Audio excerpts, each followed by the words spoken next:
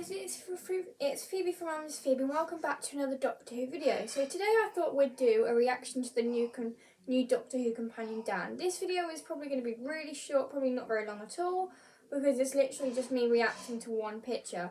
Now I got this picture off the official BBC Instagram page. You can tell it's an official BBC picture because they've got their little symbol with BBC Who in it in the corner of the picture.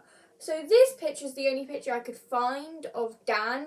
Obviously there are more in the trailer, but I deleted all those pictures because I didn't really need them. So yeah, so this is obviously the new trio. Obviously you've got Matt, obviously you've got Yaz, the Doctor, and Dan. And I think Dan's going to be quite a good character. He looks like he's going to be quite good comic relief kind of character for the show. So what can we expect from Dan? Well, I don't know exactly what we're going to expect from him. I mean, if the trailer's anything to go by, he looks like he's going to be quite comedic, which could give us all a bit of relief in the whole companion sense. It's been a while since we've had a funny companion. I mean, we had Mickey as a funny companion. Also, can we just point out, I am so sorry Noel Clarke is being accused of sexual harassment, although I think it's generally true. If there's an article online about it, guys, go and find that on The Guardian. I might leave a link in the description, but I'm not sure YouTube would be best pleased with me doing that, so I'm not going to do it. So yeah, so obviously Dan is they're going to be quite the comedic character in the process, and but from the looks of what he's wearing, he's going to be quite good. He's also taller than the Doctor. For the first time we've actually got a companion taller than the Doctor. Not unheard of though. But yeah, so what do we expect Dan to do? Well, I think Dan's going to be very useful in the whole companion sense. I think Dan is going to be that character that just does stuff when he is told to do stuff, although him abseiling through the ceiling, that's going to be quite funny. I'll come back to that in a bit. So yeah, I don't know how much useful Dan's going to be, as Yaz has had like 2 full seasons with the Doctor and Dan's just like joined the TARDIS team. Basically we meet Dan when Yaz and the Doctor are kind of mid-adventure really. That's basically the entire idea. That's what Chibnall said in the whole Comic-Con video that they did. I hope you guys watched that because I got nuggets of information to do these videos with. I got little nuggets of information from that little Comic-Con that they did for you guys at home about what they're doing for the series. I'll explain what they're doing for the series tomorrow more in detail, but I do like what Chibnall's planning to do, one story across a season. It'll be like the classic era where you got one serial across like 4 to 6 episodes. Because come Tom Baker's time, come John Pertwee's time, you had basically 4 serials with one story. So I do like the idea of what Chibnall's trying to do, and I do like the idea of John Bishop being the new companion. Also, John Bishop did say in the panel he was actually quite shocked at how many Whovians were out there in the Cardiff streets in cosplay watching them film Doctor Who. That sounds amazing. I would join in, but I don't live in Cardiff. I literally live in Suffolk. So if I ever move to Cardiff one day, which I probably will, I'll definitely be sure to join in with that. Anyway, so we don't know much about Dan's personality because Chibnall hasn't told us much about him. All Chibnall has told us, and this is me going on the showrunner's words, not mine, all Chibnall has told us is Dan's going to be a fun, comedic character to the Doctor and Yaz, and that he's going to be there through the entire series, bringing some comedy to the entire show, and that has come from Chibnall's mouth. Not mine, Chibnall's mouth. I was just trying to reference it. But Chibnall has also said that this character is going to be maybe fairly equal to the Doctor, maybe fairly not, but Dan is definitely going to have lots to do in this series, this biggest adventure that the Doctor's going on. And he's also said that he wanted someone to be cast perfectly, so he chose John Bishop in the end, and John Bishop turned out to be the perfect character. So yeah, also John Bishop himself has said this is the best job he's ever had because they're literally playing make-believe, but we Whovians don't think it's make-believe because the show looks incredibly good. It actually looks like amazing. I mean, anything's possible on Doctor Who. A hospital on the moon? Sure. But yeah, I said this once and I'll say it again. David Tennant is my Doctor, is my favourite Doctor, along with Peter Davison. Fight me. And Series 3 is always going to be my favourite series. Fight me again, and Martha will always be my favourite companion. Fight me. I was never a Rose fan, but I'll get onto that in another video at some point. So I need to do rating companions, and I've got a feeling Rose is going to be fairly low on my list. So yeah, I'm hoping that Dan's going to be a nice character to be with and you'll be able to warm to him. That's what I'm hoping with this character. I want this character to be a character that you can warm to. Like a warm character that you can relate to very easily.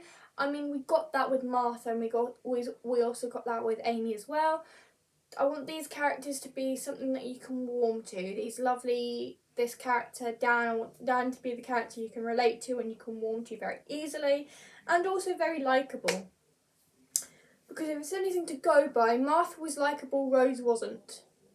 Donna, Amy, Clara and Bill were all very relatable and characters you could warm to as the series went on with them, as their character development happened. But Rose, again, wasn't very relatable to me. She had a relationship with the Doctor which kind of puts her quite down on my list. So yeah, Clara. I'm not a massive fan of Clara either. I know a lot of people have... I would like to talk about all of the companions, but this video is solely based on the new companion, on the new TARDIS trio. So I'll talk about companions in another video at some point. So yeah, I feel like the new TARDIS trio is going to be perfect. I've always said having just 3 people in the TARDIS is perfect because you get more character development. I mean, when it first rebooted, you just had one companion and the Doctor, you just had a pair, which worked perfect. You had Rose and the Doctor, and then you had Martha and the Doctor, which worked perfect. And then you also had Jack as well, but Jack joined fairly later on in the series, like in Series 1 he joined fairly later, and you were able to warm to Jack perfectly, and then in Series 3 he rejoined the Doctor, but the Doctor and Martha, and I thought that was quite good. If it's a character that keeps returning like Jack, then that's fine. I've always said 2 companions is just enough. 3 companions on the TARDIS, that's way too much. I know we had it in the classic era and Chibnall did it again for his time as showrunner, but quite frankly having 3 companions in the TARDIS at once doesn't work. I mean, it would have worked better if we would have had Yaz for a series, then we had Ryan and Graham join the TARDIS a series later, or maybe have Graham join the series halfway through, and then Ryan finally joining the TARDIS in the second series, so they all get very good character development. So I think this works better as a trio rather than a 4.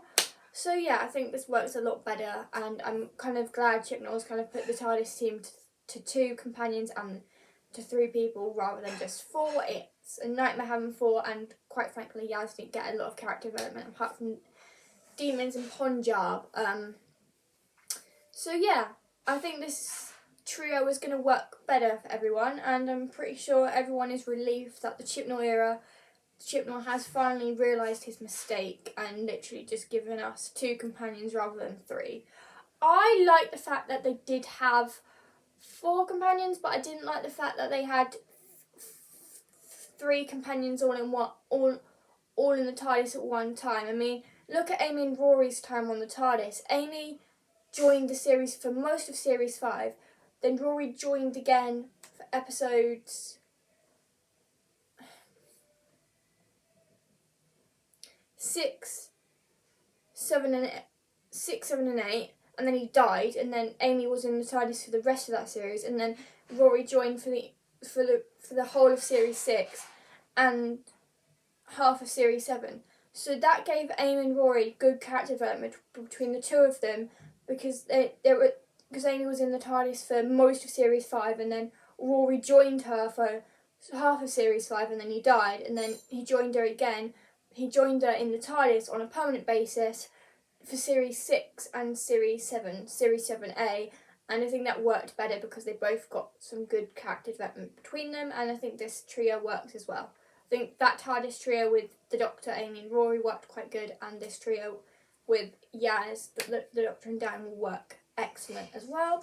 If you've enjoyed this video, please give it a thumbs up if you haven't already, and also click the subscribe button so you can join the I'm Just Phoebe fam. I'm calling it fam because it kind of is. There's 119 of you now on this channel, which is just gobsmacking. So yeah, I'm really glad you're enjoying these videos. I'm sorry, there wasn't really much. I was just trying to. Oh, I think I talked more about the trio than I did Dan, but to be fair, there's not a lot of information we've got about Dan yet. So when I know more, I'll do like maybe a second part to this. So yeah, I hope you've enjoyed this video. Give it a thumbs up if you enjoyed it, and make sure you click that big red subscribe button down below if you haven't already, and click the notification bell so you get notifications every single time I upload.